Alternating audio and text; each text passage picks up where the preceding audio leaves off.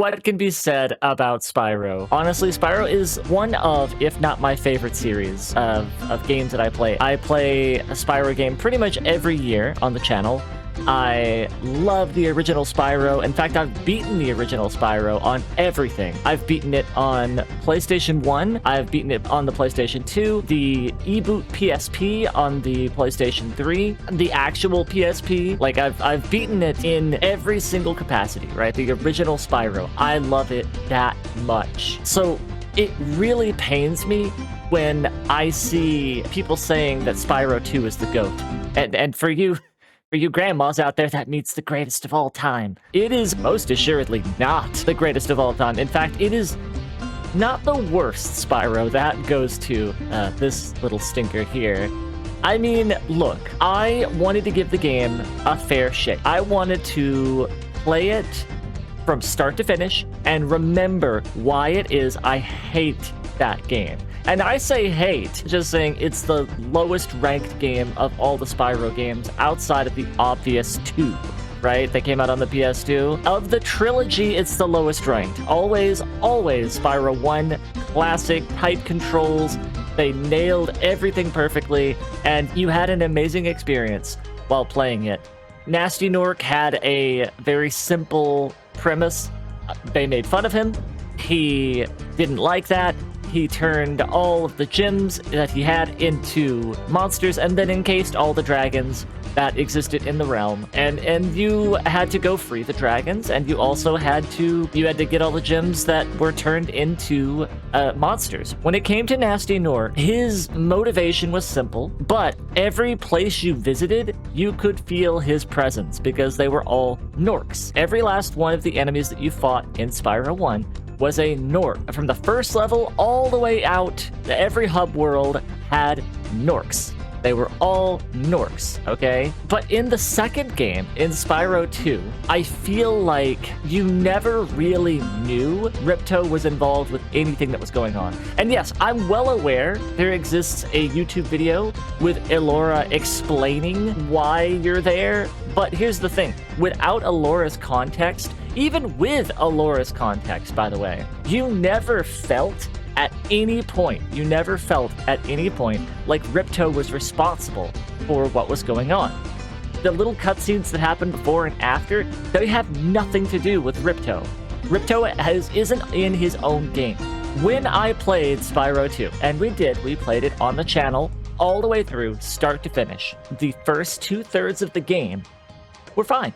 I actually was to the point where I thought that I must have been crazy because I wasn't having a terrible time playing Spyro 2 for the first 2/3 of the game. I'm like, oh, this isn't so bad. That is because the first 2/3 of the game in the first two hub worlds, precision doesn't really matter. There's not really a lot of precision platforming. There's not really a lot of enemy placements that are sort of hard to get to. The gems are easy to find in the first two levels. Everything's fine, right? It's not until you get to the first two bosses.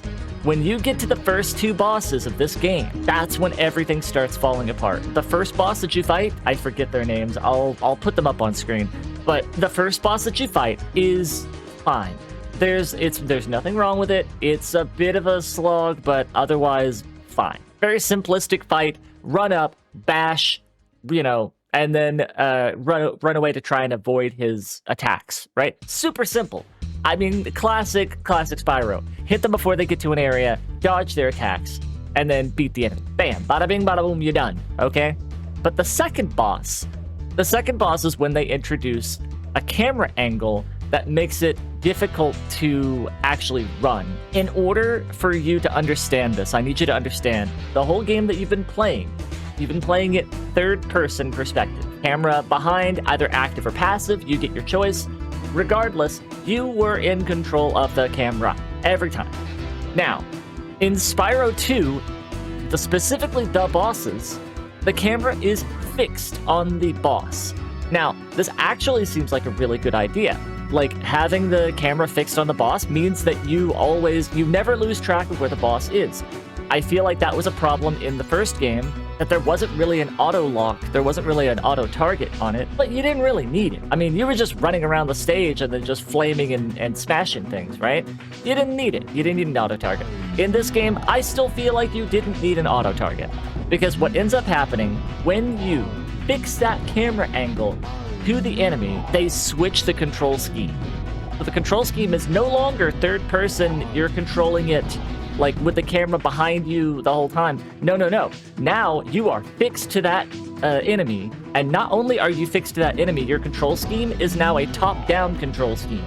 So what that means is that when you push down on the control stick, what you would expect to happen is for Spyro to stop and then immediately turn around. Going forward and backward, there's no problem with that. That seems fine. It's when you go left and right that it becomes the problem. Because when you go left and right, they're switched.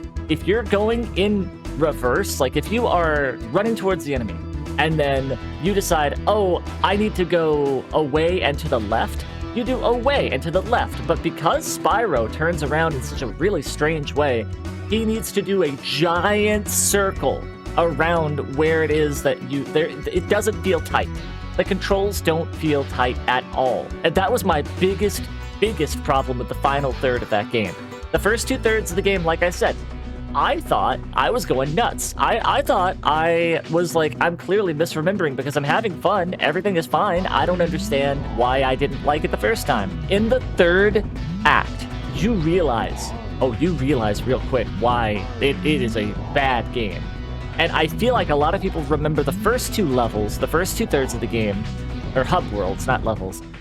They remember that, and that's their nostalgia, because they never finished the game.